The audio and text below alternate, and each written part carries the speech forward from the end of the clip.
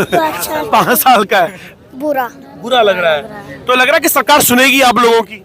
हमें तो और ठंड ठंड का महीना, नन्हे नन्हे बच्चे, हम अपने बच्चों को लेके जाएंगे कहाँ पे? वही तो हम जवाब चाहते हैं कि हम कहाँ जाएंगे। कहाँ जाएंगे पढ़ने? धामी जी। धामी जी, उनको आज तक नहीं देखा, हमने ही नहीं देखा आज तक। कौन है, क्या है, क्या था? आप कल अगर तोड़ भी देंगे तो रोड पे तो पड़ेंगे ही। बिल भी हमसे लिया जाता है, बिजली का, पानी का भी लिया जाता है। करा जा रहा है तो हमें कोई ऐसा ठिकाना दो जहाँ हम अपने बच्चों को देख सके। तो सब आपने बुलडोजर से तोड़वाए वो हमारे। ऐसे ऐसे पन्नी होने पड़े, 2 रुपए की थी और आज ईंट 5 रुपए की है। अब कैसे कैसे हम करके बना रहे हैं अपनी ईंट। हाय मेरे रवि, रवि के बिंदास बोल में आपका स्वागत है। बनबलपुरा हल्द्वानी उत्तराखंड का वो क्षेत्र जो मुस्लिम बहुल क्षेत्र है और रेलवे क्रॉसिंग के बगल में अतिक्रमण का आरोप इन लोगों पर है। ये सही या गलत हो सकते हैं। मान लिया कि इन्होंने अतिक्रमण किया है, सबसे बड़ी समस्या है सर्द मौसम की ओर आते हैं और ये मासूम से बच्चे, ये मासूम से बच्चों को सरकार निकालने की कोशिश कर रही है माननीय हाईकोर्ट के आदेश से। 2 सवाल आप लोगों के पास छोड़े जा रहा हूँ। पहला सवाल ये कि सर्द के मौसम में जब बाकी राज्य सरकारें रैन बसेरा बनाती हैं उन लोगों के जो बेघर होते हैं, इनके तो अपने पक्के घर है, कच्चे घर है, 15-15, 25-25, 50-50, 100 सालों से उन्हें अचानक से सर्द रातों से बाहर भेज दिया जाने की कोशिशें की जा रही है। कौन गलत कौन सही आप तय करें। दूसरी सबसे बड़ी बात, मार्च में पेपर है, एग्जाम है, बोर्ड की परीक्षा होने वाली है। 6, 7, 8 की ये बच्चे हैं, 9, 10, 11, 12 के बच्चे हैं। ये बच्चे अगर इस टाइम पे इनको घर से बेघर कर दिया जाएगा, ये बच्चे कहाँ जाएंगे, कैसे पेपर देंगे? तो ये बच्चे जब ऐसे बाहर निकलेंगे तो क्या इनका जो कोमल मन है उनके मन में एक अपराधी बनेगा या नहीं बनेगा, ये आप लोग तय करें। जब उनको ये लगेगा, मैंने फिर कहा, ये लोग सही या गलत हो सकते हैं, सरकार सही हो सकती है, लेकिन समय गलत है। इनको बाहर निकालने का समय मुझे लगता है गलत। सर्द मौसम की रातें और दूसरा बहुत जल्दी पेपर आने वाले हैं, बोर्ड की परीक्षा आने वाली है। ऐसे में अगर इनको यहाँ से निकाला जाता है तो इंसानियत के साथ साथ मुझे लगता है उत्तराखंड की देवभूमि का जो पावनपन है वो भी थोड़ा शर्मसार होगा, ऐसा लगता है।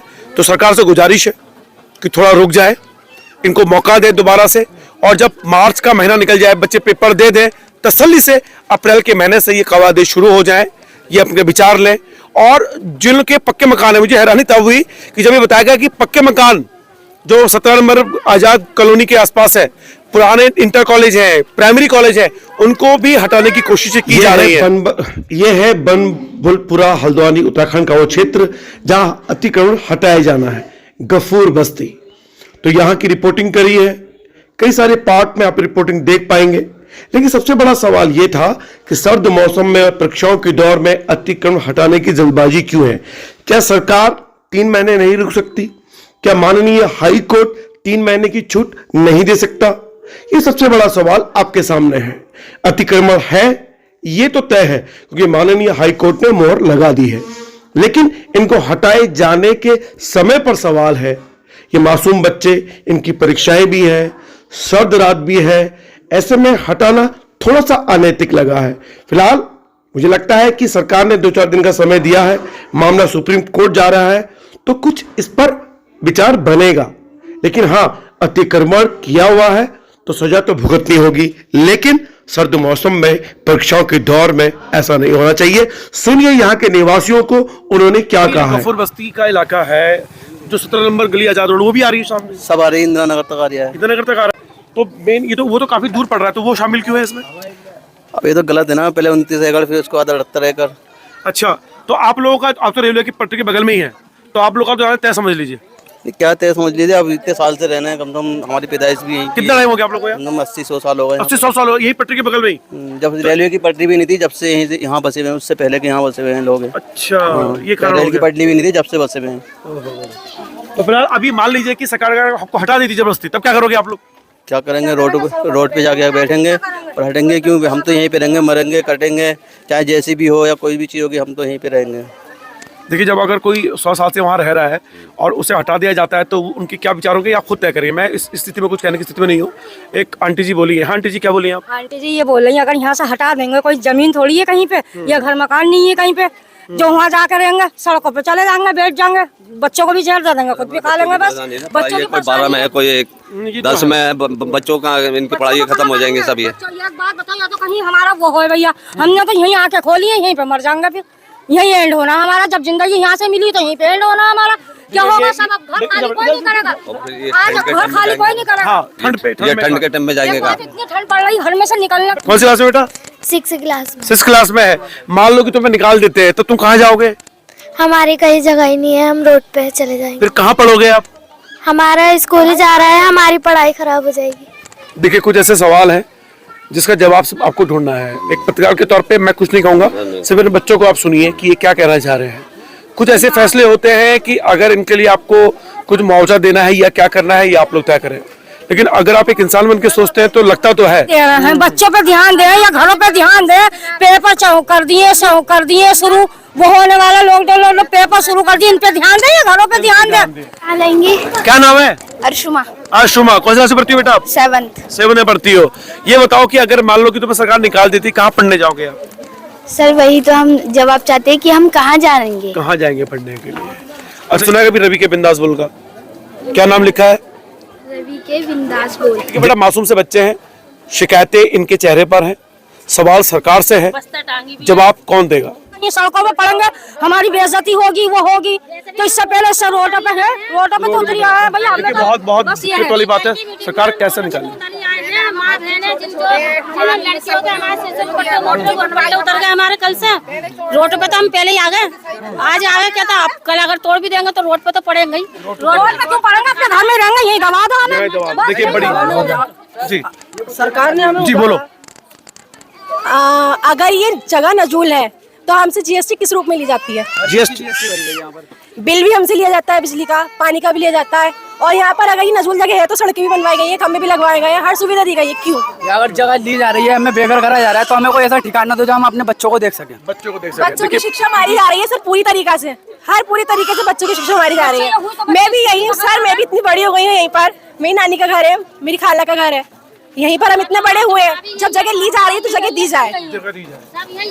इस बारे में सोचा जा रहा है। बच्चों की लॉकडाउन में चली गई आबादी, इसमें बच्चों को क्या होगा? बच्चों को ऐसा तो बच्चे रोड पे आ जाएंगे, बच्चे कोई भविष्य नहीं बनना ऐसे बच्चों का। चाहिए सबको पूरा इंसाफ मिलना चाहिए। जीएसटी ली जाती है बिजली के रूप में, पानी के रूप में, हर रूप में देते हैं, हर रूप में दी जाती है। यहाँ पर पब्लिक जितनी खड़ी है आप उनसे पूछ सकते हैं, सब देते हैं। इंसाफ ये सरकार को देना चाहिए कि जगह दे, ले रहे हैं तो हमें जगह दे, पूरी तरीके से जगह देनी चाहिए। अरे चलो हमने माना ये स्टेशन है, चलो ये स्टेशन की वो है, जब एक दफा टूट गए थे तो दोबारा फिर क्यों बसने दिया? रेलवे के सामने तो बस रहे थे। पहले हम अच्छा बनाया घर, हमने लिंटर डाला, हमें 25-30 साल हो गए यहाँ रहते हुए। हमने लड़की की शादी करी, घर बनाया, सबसे पूछ लो, हमने लिंटर डाला, ऊपर कमरे बनाए, तो सब आपने बुलडोजर से तोड़वाए। वो हमारे बुलडोजर ने तोड़े, माना चलो खत्म है। तो जब आप कब्जा कर सकते थे उसको, कब्जा क्यों नहीं हुआ? जब आपने क्यों नहीं करा? हमने फिर बना लिया, आप फिर आ गए। स्कूल जो है, क्या ये स्कूल भी दायरे में आ रहा है? जी बिल्कुल दायरे में आ रहा है। तो क्या लग रहा है कि ये स्कूल भी दायरे में है, टंकी भी दायरे में, सत्य बड़े बड़े मकान दायरे में है, लेकिन अखबारों में खबर है नहीं इस तरह की कुछ? ये कोर्ट गरीबों के साथ अन्याय कर रहा है बिल्कुल भी, क्योंकि अगर ये जो मकान जा रहा है, अगर ये मकान हम मानना है, चलो हम यहाँ पर रह रहे थे रेलवे की जमीन में, तो फिर कोर्ट ने, नगर निगम वालों ने जो यहाँ का टैक्स खाया है, टैक्स वसूला है, लाखों रुपए जाता है यहाँ से हर महीने, तो वो आखिर क्यों वसूला? फिर